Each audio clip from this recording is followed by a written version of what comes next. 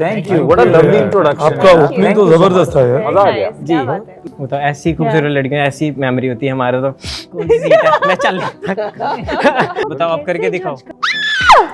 बे इतनी आवाज आती है इतना उसका इतना बे इतना ही सुनाई देता, आपको पता चला वो आ गया। अगर साथ हो जिंदगी में अच्छे और सच्चे दोस्तों का तो जिंदगी भी इसी जन्नत से कम नहीं होती। बहुत अच्छा। उसका तेरा कुछ भी हुआ ये पता बारिश की मतलब समझ में नहीं आया जून जुलाई के टाइम में बारिश क्यों दोस्त नहीं आए कोई। बिल्कुल, इसीलिए हम उसको बोलते थे कि अभी रिलैक्स कर रहे हैं ना, जरूरी नहीं यहाँ पे गेम खेलना है उनको। वो गोवा के बारे में बहुत जरूरी है क्योंकि हम यहाँ चिल करने हैं। कि आप देवेंद्र जी से जेलस भी हो रहे थे जब उनका एक सीन आया लड़की वाला, वो साड़ी वाला। हाँ जेलस। यात्रीगण कृपया ध्यान दें, 22 मार्च से लेके ब्लॉकबस्टर तक जाने वाली मडगांव एक्सप्रेस, उसके जो जितना रूट है उसमें थोड़ा सा चेंज है क्योंकि फिल्म जो है और जो कहानी जिस पे होने वाली है और जो मडगांव एक्सप्रेस है उसका रूट होते हुए जाएगा अब दिल्ली। और दिल्ली ये जो पूरी ट्रेन है रुकेगी 15 से 20 मिनट। अब दिल्ली रुकेगी है तो पावर हाउस ऑफ एंटरटेनमेंट बनता है और दिल्ली आए और एंटरटेन ना हो ऐसा हो नहीं सकता। तो इसके जो यात्री हैं इनसे आज बात करेंगे और जब 15-20 मिनट का टाइम है तो उनके यात्रियों से बात ना हो ऐसा हो नहीं सकता। पहली बात तो 22 मार्च को फिल्म आ रही है, इसका बेहतरीन ट्रेलर है, आज एक सॉन्ग भी लॉन्च हुआ है और जिस तरह से मेरे को लगता है कि प्रमोशन ये कर रहे हैं, वर्ड ऑफ माउथ ने अपने आप ही काम कर दिया, लोग काफ़ी ज़्यादा पसंद कर रहे हैं। और आज इसी पे बात करने के लिए पूरी टीम मडगांव एक्सप्रेस के हमारे साथ मौजूद है। बहुत बहुत स्वागत है आप सभी का। Thank you, what a lovely introduction. आपका ओपनिंग तो जबरदस्त था यार। मजा आ गया। जी मैं पाजी कुणाल सर हाई फाई, आपको पता है क्यों। और दूसरी बात यह कि पहले फिल्म में अगर यारी पे फिल्म है, लोंडो की कहानी आप बता रहे हैं तो एक शायरी तो बनती है दोस्ती पे, क्या बोलते हो? इरशाद। तो कहते हैं कि दोस्ती की महक इश्क से कम नहीं होती, इश्क पे जिंदगी खत्म नहीं होती। अगर साथ हो जिंदगी में अच्छे और सच्चे दोस्तों का तो जिंदगी भी इसी जन्नत से कम नहीं होती। बहुत अच्छा बात है। तो सब कुणाल पाजी, पहला सवाल तो आप ही captain of the ship directorial debut कर रहे हैं इस फिल्म से और कहानी लिखना सबसे मुश्किल काम है और दूसरा कि कॉमेडी लिखना वो उससे भी मुश्किल काम है क्योंकि रोना या ये वाले सीन बंदा कर लेता है लेकिन किसी को हंसाना बहुत मुश्किल है। तो एक किस तरह से आप आइडिया आपके माइंड में और जब आप लिख रहे थे तो क्या एक आइडियोलॉजी थी दिमाग में कि किस तरह से दिखेगा, विजन क्या था उस समय? देखो यार, काम शुरू करने से पहले कभी ये सोचा नहीं कि आसान मुश्किल क्या होगा। जो कहानी दिल से आई, जो जहन में थी, उसको लिखना शुरू कर दिया। और जब मुझे ये 3 किरदार मिले, मैं उनके साथ एक जर्नी पर चला और उनके थ्रू मुझे और किरदार मिले और कहानी इंटरेस्टिंग होती गई और ऐसे करते करते पूरी स्क्रिप्ट बन गई। अब मुझे तो अच्छी लग रही थी लेकिन अब ये था कि बाकियों को अच्छी लगेगी नहीं लगी, लेकिन वो कहीं ना कहीं कनेक्ट की सब लोगों से, चाहे वो मेरे प्रोड्यूसर्स हों या मेरे एक्टर्स हों। और मुझे ये खुशी है कि मैंने कभी ये सोच के कॉमेडी नहीं लिखी कि अब बहुत हंसाना है, बस ये पता था कि यार कुछ एंटरटेनिंग बनाना है, हंसी आनी चाहिए। लेकिन ऐसा नहीं है कि मैंने जोक्स की एक पिटारा तैयार करके रखा था कि ये जोक यहाँ पे फिट करेंगे, इस तरह के गैग्स बनाएंगे। मुझे सिर्फ किरदारों में इंटरेस्ट था। ये जो डोडो, पिंकू और आयुष के जो कैरेक्टर्स हैं, जो बचपन से, वो मुझे एक चीज़ पता थी क्योंकि वो कहीं ना कहीं मुझे भी था और मुझे पता था। जैसे हमने लॉन्डो की बात की, हर किसी लॉन्डे का बम्बई में हो, दिल्ली में हो, जहाँ भी हो, वो एक फेज आता है लाइफ में जब वो उसका रिबेलियन का थोड़ा मूड होता है कि अब मैं ना माँ बाप के साथ बहुत घूम लिया, अब मैं यारों के साथ घूमूंगा और आसपास नहीं घूमूंगा, मैं जाऊंगा गोवा। क्या होता? और वो कभी पहली बार में तो होता नहीं है। और जब पहले पैसे नहीं होते, फिर परमिशन नहीं मिलती, सिर्फ पैसे होते हैं तब तक आप जिंदगी में इतने काम आ जाते हैं कि आप वो मौका नहीं ढूंढ पाते, फिर वो दोस्तों का टाइम नहीं मिलता है जो भी। तो उन सारी चीज़ों को इसमें कहीं ना कहीं समेट के एक कहानी लिखने की कोशिश की और बहुत खुशनसीब हूँ कि मुझे मौका मिला इसे डायरेक्ट करने का भी, क्योंकि वो जर्नी मेरे लिए बहुत ही लिबरेटिंग और बहुत ही मनोरंजक रही मेरे लिए। आई जस्ट होप कि जितना मज़ा मुझे और हम लोगों को इस फिल्म को बनाने में आया, उससे कहीं ज़्यादा मज़ा लोगों को इसे देखने में आया। बिल्कुल बिल्कुल सही आपने कहा। प्रोड्यूसर साहब आपके ऊपर आना चाहूँगा कि जिस तरह से कुणाल भाई ने बताया कि किस तरह उन्होंने सोचा, उनका आइडियोलॉजी क्या थी और इंजन आप है शिप, अगर वो है तो इंजन आप है शिप के। तो मैं पूछना चाहूँगा कि जिस तरह से आप ऐसे एक्टर्स के भी साथ आपने काम किया जो डायरेक्टर से एक्टर बने हैं और ऐसे भी आप करें जो एक्टर से आप डायरेक्टर बन रहे हैं, तो किस तरह का एक्सपीरियंस था और आपने फ्री भी छोड़ा कुणाल खेमू जी को कि वो अपने हिसाब से कास्ट कर सकते हैं? आप सब बैठ के सुन रहे थे? हाँ नहीं, तो आई थिंक जब कुणाल ने पहली दफ़ा एक कहानी सुनाई तो एकदम क्लैरिटी था उनके नरेशन में। So he was absolutely clear about how he wanted to make the film, how he was seeing it coming to life, and I think that was what sealed it for me कि यार, and that time I think उसने जब narration किया, he was asking me, यार who do you think will be the right director for this, and I told him very clearly that will be nobody better than you, because आप कोशिश करिए, और उन्होंने कोशिश भी की, लेकिन उनमें at the and I knew it was that कि nobody will be able to see the film like the way he was seeing it. And especially like he said, when you've done the story, screenplay and dialogues yourself. So I think what is important is that जब आप एक film बना रहे हो, and I think it's important for any director to know, यार ये मेरी film नहीं है, अगर ये सोच है कि हमारी फिल्म है, and I'm collaborative, and that is what Kunal was. You know, so he wanted the best team. He knew who he wanted. He was very clear on the crew he wanted. And I think all those people coming together is what you see on screen. You know, and then obviously you have such fine actors who bring those characters to life. So I think in like I said, in that sense, that was what made me realize that okay, now we've got a very strong team.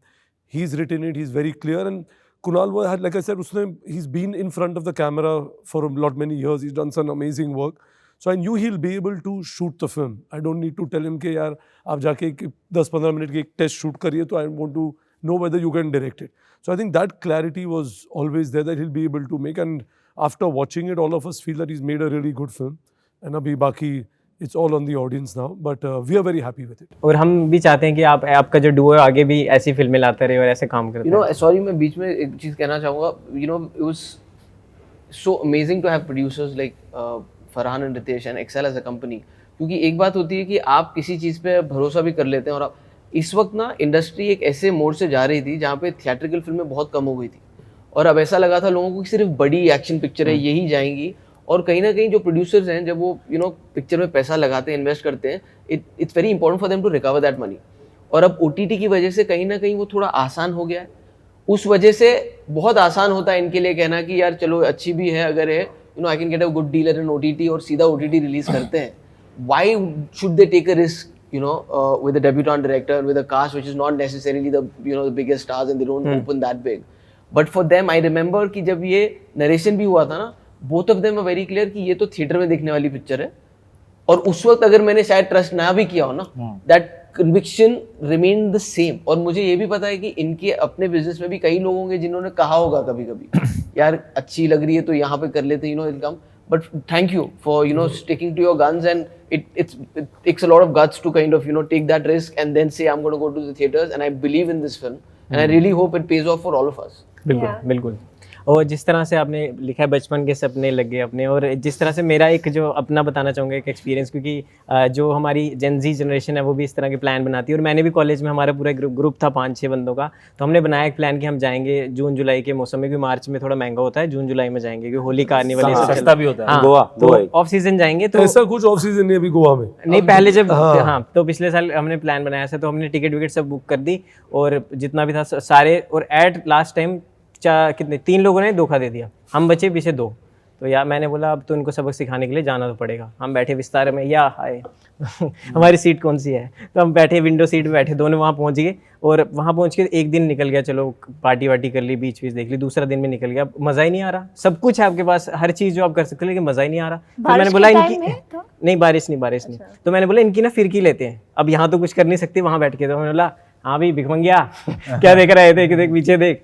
तो मतलब वो था, लेकिन सब कुछ था, लेकिन फिर भी दोस्ती नहीं थी। तो ये एक अलग एडवेंचर, और ऐसे मेरे जैसे कितने लोगों का अपना अपना एक अलग अलग किस्सा को जो उससे रिलेट कर पाएंगे। तो thank you for this film. आपने इस मुद्दे को एक बड़े पैनल पे 70 mm की स्क्रीन पे आप डिस्प्ले करने जा रहे हैं। Thank you. But you went June and July और बारिश नहीं थी? That's weird. नहीं थे उस समय नहीं था। Those 2 days he had made a deal and go. Really? बिल्कुल। तो अगला pain is that he didn't have friends. I No, that understand, is, but my pain would be बारिश. Oh, Yeah, if उसका it तेरा was कुछ भी raining. हुआ ये पता बारिश क्यों हुई?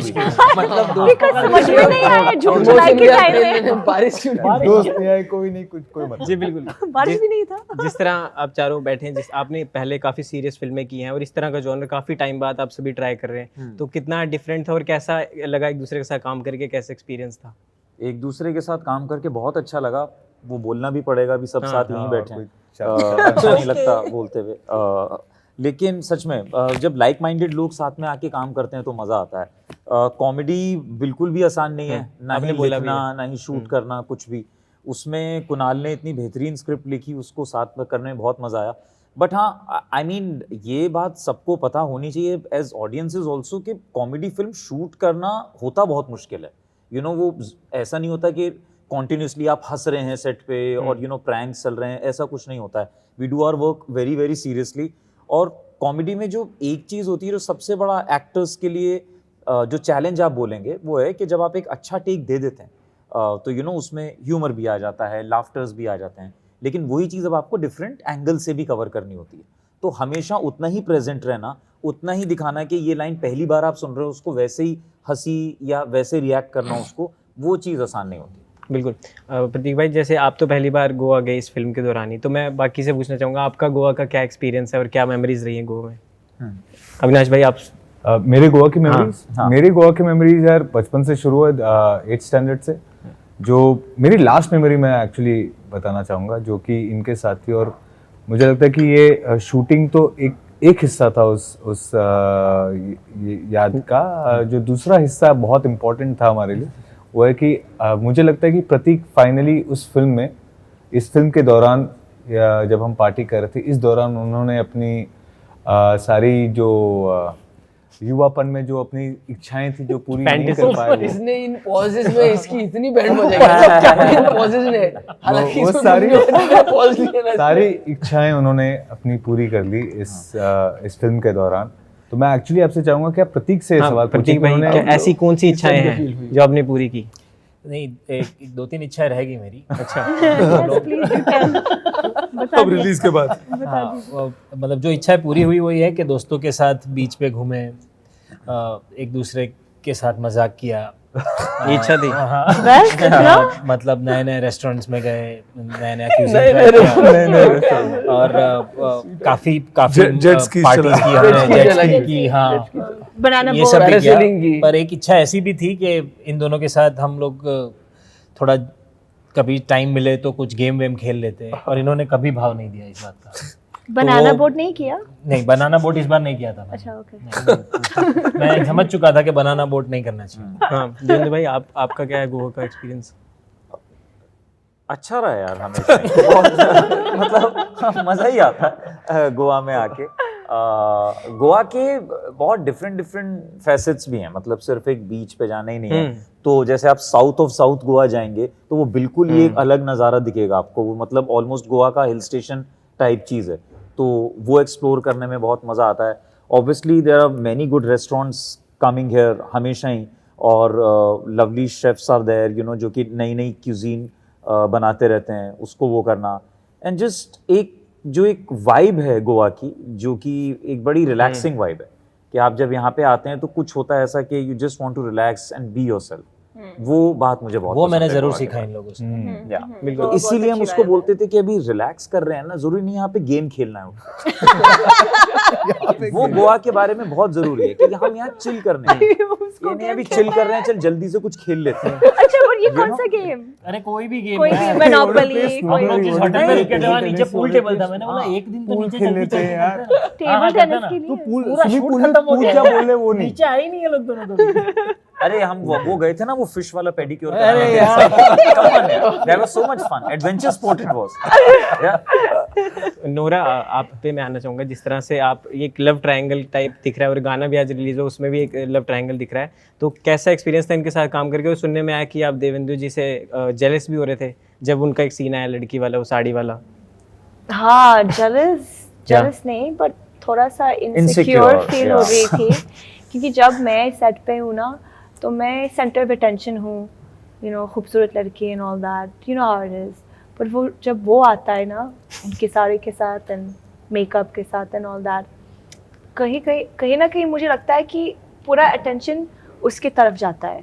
सो I feel a bit strange, you know, and वो हरकत करता है, you know, so it's a little too much, you know, but No, I agree with her. It's I could sense that pain in her. it was जो very एक होता है कि मुझे painful. कोई नहीं देख रहा, सडनली सब लोग देवेंदु को ही देख रहे हाँ, हैं। imagine, सोचो, yeah. you know, but it's okay, कोई बात नहीं, because I think after that I made peace with it. Yeah. Divyendu बनी डीवा। हाँ, yes, yeah. पाजी, एक गेम है, तो आप ट्रेन में सबने ट्रैवल किया Game होगा। है। Oh my God, yay! We're playing a game. एक गेम है, मतलब ट्रेन में हम, मेरे को लगता है मोस्टली सबने सफर किया होगा, तो इसमें डिफरेंट सेलर्स आते हैं। हाँ। तो मैं चाहता हूँ कि आप 5 लोग तो यहाँ ही, तो आप 5 लोग एक एक्टिंग करके दिखाओ एक सेलर की। जैसे चाय वाला था, पानी, मिक्सचर, हाँ, ये सब। तो एक correct, कुणाल भाई correct, आपसे स्टार्ट करते हैं। मेरे को ना वो साउंड ट्रैक याद है, एक तो जो कोल्ड ड्रिंक की जो आती थी ना उस पे वो लोग अरे मैं वही बोलने वाला था एकदम। फिर आता था ठंडी चाय गरम आइसक्रीम बोलो, ठंडी चाय गरम आइसक्रीम बोलो, ऐसा तो कोल्ड ड्रिंक्स हाँ कोल्ड ड्रिंक्स और वो मैगजीन वाले आते थे, कॉमिक्स वाले आते थे, तो ये मुझे याद है थोड़ा। अविनाश भाई एक मैं जिस ट्रेन में जाता था वहाँ पे मुझे एक याद है, एक आता था चाय चाय चाय दुनिया की सबसे बेकार चाय चाय ही would sell it like that, दुनिया की सबसे बेकार चाय चाय चाय चाय करके, so lot of people would buy chai from it, so that is one thing I remember. Nora ji से मैं सवाल पूछ नहीं सकता, लेकिन इनकी कहाँ- ट्रेन नहीं क्यों? आप कहाँ ट्रेन में यार? अच्छा, और आपसे वो पूछ रहा चाय आप क्या है? नहीं, आप कैसे assume कर सकते हो? अच्छा, आप कितने बार मैंने ट्रेन लिया है? अच्छा नो ट्रेन में कौन सा? सफर किया है। Sleeper Of course. स्लीपर में गए हो आप? Yeah, अंग्रेजी I वाला। went to अंग्रेजी Goa. No, I went to Goa Oh, with yes, this train. yes, ना। yes, she- अच्छा yeah. ठीक है आप लोग बताओ, आप करके कैसे दिखाओ। judge कर सकते मुझे हैं? लगा मैंने बोला इतनी गलती हो गई। ऐसी लड़कियां भी आप करके ट्रेन में दिखाओ। स्लीपर में काम करके अच्छा, जा रहा था ना। आप sound मुझे effect बताओ। मुझे स्लीपर में जो लड़कियां मिली ऐसी, ये आपका सीट नंबर है क्या? I don't remember a sound. Oh, That's the I question. remember a sound effect. या, या। क्योंकि मैंने रैट देखा था, अच्छा तो फिर मैं भाग रही थी सेल से, and I just started chilling outside of the train while it was moving. वो तो ऐसी खूबसूरत लड़कियां, ऐसी मेमोरी होती है हमारे तो कौन सी सीट है मैं चल तो पाजी आप बताओ। मैं सूरत से मुंबई काफ़ी ट्रेन में सफ़र किया है मैंने, तो वहाँ पर ना वो दाल और भेल बेचने बहुत आते थे लोग। तो एक वलसाड़ स्टेशन से एक आदमी भेल बेचने चढ़ता था, वो पूरा भेल भी नहीं बोलता था, अच्छा भेल इतनी आवाज़ आती थी, इतना उसका इतना भेल इतना ही सुनाई देता, आपको पता चला वो आ गया। देवेंद्र भाई आप लवली यार, बोल ही दिया अब सबने, वाला बोल दो, इतने ही ठंडा थे। पानी बोतल। हाँ ठंडा पानी बोतल, क्या है ठंडा बोल के बता। ठंडा पानी बोतल बोलो। एक्चुअली इसमें चाय। हम बड़ा इरिटेट करते थे, बोल तू उसको क्या ठंडा पानी बोतल बोलो? ठंडा पानी बोतल हाँ वो पीछे से बोल दिया नहीं होता है ना, वो उसको रिपीट कर चाय देना। बोलो, तो- चाय बोल तो देते, चाय। वो इंसान हमेशा पलटता था कि लेकिन आपको कुछ है नहीं, बस आप रिपीट कर रहे हैं क्योंकि तूने बोला ठंडा पानी बोतल बोलो, आपने बोल दिया। यहाँ देख रहे हैं आप 22 मार्च को अकेले नहीं जाए और उन दोस्तों को भी लेके जाए जो प्लान कैंसिल करते हैं, और पूरे फैमिली के साथ जाए। बहुत ही हर एक इमोशन इस फिल्म में आपको देखने को मिला, काफी बेहतरीन फिल्म है। और लास्ट में मैं चाहता हूँ आप सब अपील एक बार कर दीजिए ऑडियंस से। हाँ, पहले ही ना अपने अपने टिकट के पैसे जोड़ लो और एक पूल में डाल दो, कॉमन पूल में, ताकि बाद में कोई प्लान कैंसिल कर ही ना पाए। करेक्ट, बहुत अच्छी बात है। 22 मार्च को फिल्म रिलीज हो रही है थिएटरों में, तो आप आए सिनेमा घरों में अपने दोस्तों के साथ। आप पहले अगर 2 दोस्तों के साथ आए हैं तो मैं आपसे वादा करता हूँ आप फिर से जाएंगे 10 दोस्तों के साथ। बिल्कुल, थैंक यू सो मच आप सभी का अपना टाइम। थैंक यू बड़ी, थैंक यू।